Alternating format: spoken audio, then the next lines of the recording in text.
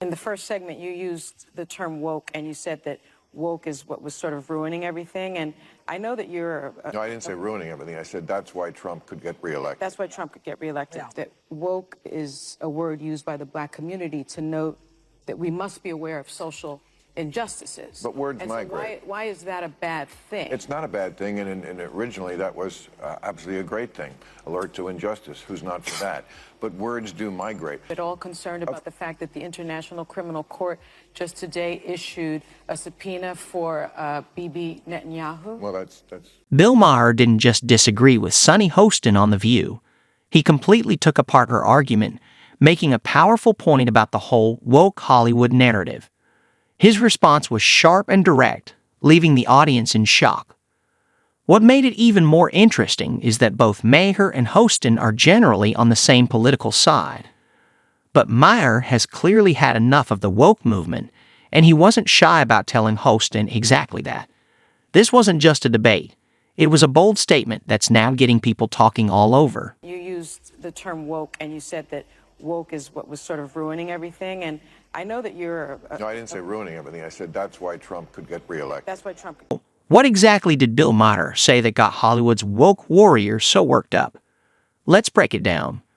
Maher didn't just criticize the extreme end of the woke agenda. He questioned its core, accusing Hollywood elites of pushing narratives that actually divide people, including their own fans. Using his sharp wit and clear logic, he called for a shift away from empty activism and back to common sense and real progress.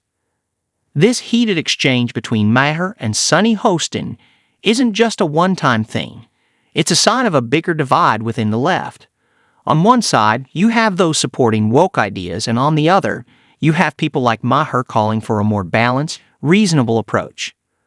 What does this mean for the future of the left? Hold on tight, because we're about to dive deep, and trust me, you won't want to miss what's next. Doubt that I was right about the change that's happened in the left?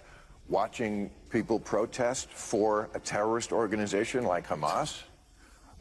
That straightened me up. Bill Maher recently appeared on The View to promote his latest book. What we thought would be a simple PR move quickly turned into a verbal flamethrower session.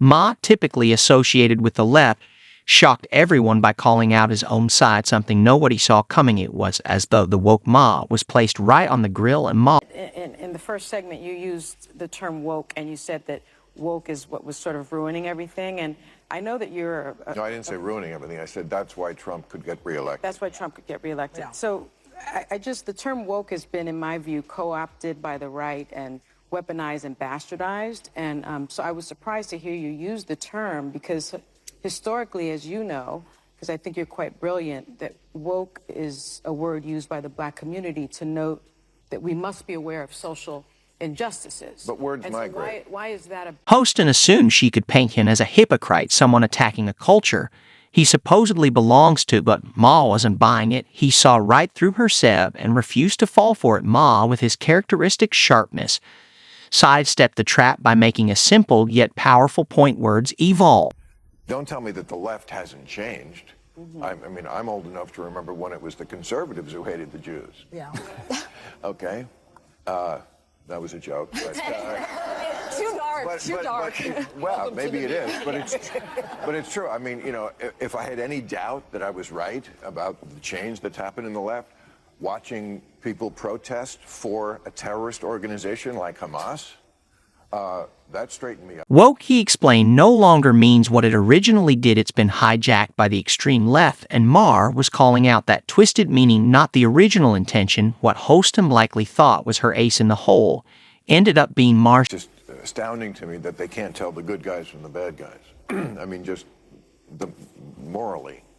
I mean, let me tell you, if you're for Hamas, just live in Gaza for a day. And I'm not talking about while the war is on. I mean, before the war. Trust me, you would go running and screaming and begging to live in Tel Aviv, a place that has your... Without missing a beat, he boldly called out the woke mob for their support of Hamas, the terrorist group that seeks the complete destruction of Israel. Yes, you read that correctly, Hamas.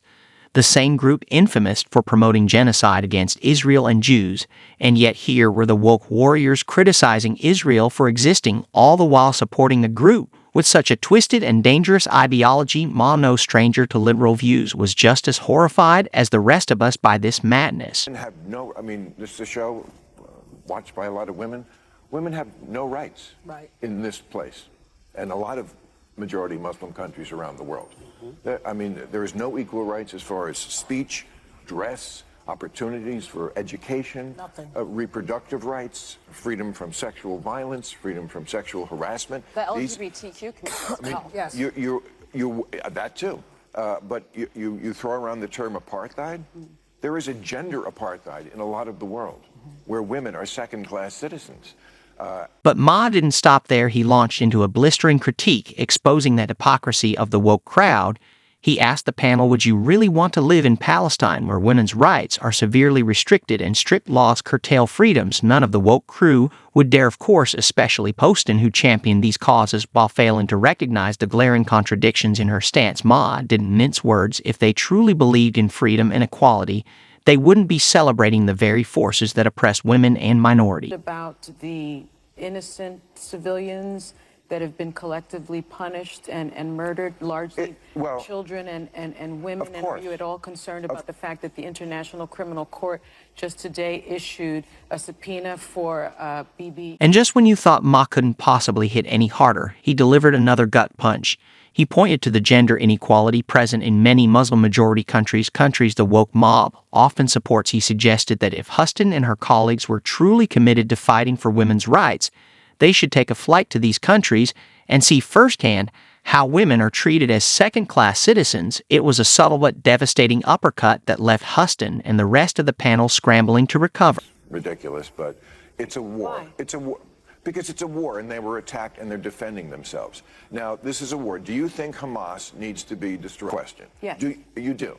Yes. So how can we get that with a ceasefire? All right. So Hamas needs to be destroyed because they are a terrorist organization who say openly that they want to commit genocide on the Jewish people, on the state of Israel. That's what from the river to the sea means, okay? And they say it very openly. They said, we did this attack. They've attacked Israel 5 times. They've started 5 wars since they were given that land back. They could have chosen to turn that place into any place they wanted to, and they took a lot of money that they took from the international community, and they spent it on bombs and guns and building tunnels. So if they need to be destroyed, how do we do that? It's a war. I don't know how to do that, and you don't know how to do that. I assume the Israeli... Of course, everybody is, but that's what happens in a war. Here's a way to stop that. Stop attacking... Hostin, realizing she had lost ground on the hypocrisy front, tried to pivot. In a last-ditch effort, she attempted to paint Ma as a supporter of violence against innocent civilians, a classic move. When their arguments collapse, Han's tactic was all too familiar. When the left's arguments fail under scrutiny, they go straight to moral grandstanding.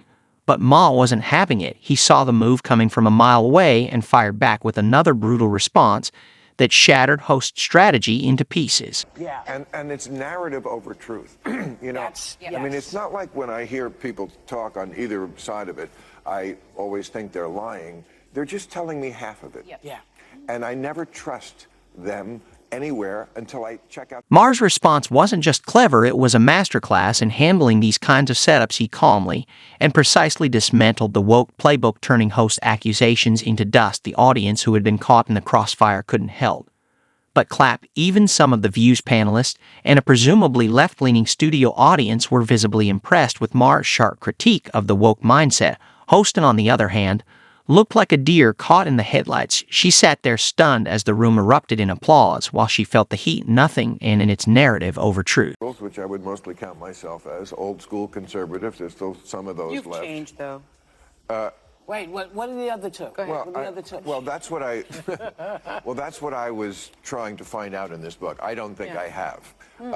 And you know, we were saying in the break we have to come up with a new word for woke. Let's have a contest, because this is a word that's triggering. But I mean, those concepts that are different than they were. But Ma wasn't done yet. He saved his best shot for the final round when Whoopi Goldberg asked if the media was skewing the news to push a certain narrative. Ma responded with nothing short of brilliance. He tore into the woke agenda, once more calling it the narrative of truth. Ma explained that for the ultra-left, truth is often the last priority. Their real mission, he argued, is to shove their narrative down everyone's throats.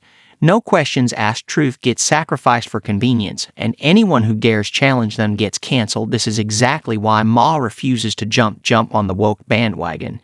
It's full of people with ulterior motives who want to erode the cultural and traditional fabric that America was built on. Maher's words sent shockwaves through the room, earning him some applause, even from unexpected corners, including a few fans from the right. But did you catch Host's face during all of this? She looked like she'd had just seen a ghost and couldn't wait to escape. But naturally, she wasn't about to let Maher have the last word. In one final desperate mood, she tried accusing him of abandoning his liberal woke views, but Maher had the perfect response once again. Just cater to the extremes. They've got to address the needs of everyone. In today's rapidly shifting political environment, it's more important than ever to consider the concerns of every voter, not just the loudest voices. This is the real challenge facing both parties right now. How to appeal to the silent majority while not ignoring the people at the edges. So what do you think? Do you agree with Stephen A. when he talks about the oversimplified media narratives and how political parties need to broaden their approach? Or do you side more with Sunny's view on keeping citizens informed and engaged? Explained that he was an old-school liberal who still believed in social justice, but not the kind that makes people comfortable in their misery. He argued that his views were fundamentally different from the woke mob who preferred to leave people stuck in their discomfort while pushing their narrative, even if it hurts them, to drive the point home, and gave a classic example. An old-school liberal would want to help get homeless people off the street and into safe, comfortable shelters. Meanwhile, the woke mob would prefer to leave them there on the sidewalk, forcing everyone else to deal with the convenience, while anyone who dares to complain is immediately canceled. Just presents as old. It's not really fair. No. Because he's almost the same age. Trump is almost the same age as him. I know. But Trump doesn't present that way. You know, you look at somebody right away, you can kind of just sum them up. I mean, we are not young, but we don't present as old. Yeah. Biden does. I saw him yesterday making that speech. Yeah. I mean, I'm sorry. Maher's blend of bravery, wit, and sarcasm had everyone watching in awe.